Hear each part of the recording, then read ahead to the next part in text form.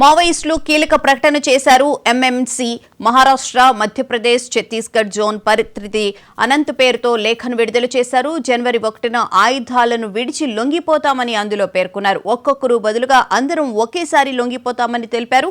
Maoist అగ్రనేతలు మల్లోజిల్లా ఆసన్న లొంగుబాటు, Hidma ఎన్కౌంటర్తో party బలహీనమైందని పేర్కొన్నారు. మిగతా వారు లొంగిపోవాలన్న కేంద్రం విజ్ఞప్తితో ఈ నిర్ణయం తీసుకున్నట్లు వివరించారు.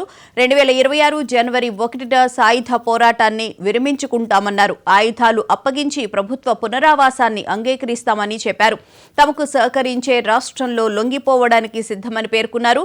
అందరూ లొంగిపోయే వరకు మహారాష్ట్ర, మధ్యప్రదేశ్, ఛత్తీస్గఢ్ రాష్ట్రాల ప్రభుత్వాలు సంయమనం పాటించాలని కోరారు. జనజీవన స్రవంతిలో కలిసేందుకు తమకు కొంత సమయం కావాలని గత వారం మావోయిస్టులు లేఖ రాసిన సంగతి తెలిసిందే.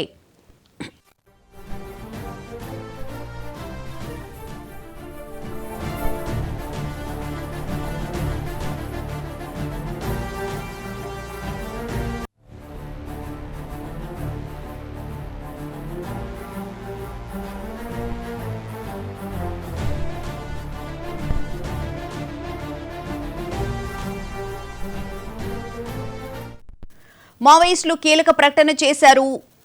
2026 జనవరి 1న లొంగిపోతామని వాళ్ళు చెప్పారు. ఇక ఇదే అంశానికి సంబంధించిన పూర్తి వివరాలను మా ప్రతినిధి రామకృష్ణ అడిగి తెలుసుకుందాం. రామకృష్ణ, చెప్పండి. జనవరి 26, 2001న లొంగిపోతాం, అప్పుడు దాకా సంయమనం పాటించాలి అని చెప్పి వాళ్ళు మావోయిస్టులు లేఖలో కూడా పేర్కొనడం జరిగింది కదా. మావోయిస్ట్ పార్టీ అనంత్ పేరు మీద ఒక లేఖ విడుదల చేసింది. జనవరి 1, 2026న సాయుధ పోరాటాన్ని విరమిస్తున్నట్లుగా చెప్పింది. వీళ్ళు 4 రోజుల క్రితమే అనంత పేరు మీద ఒక లేఖ కూడా గతంలో విడుదల చేశారు.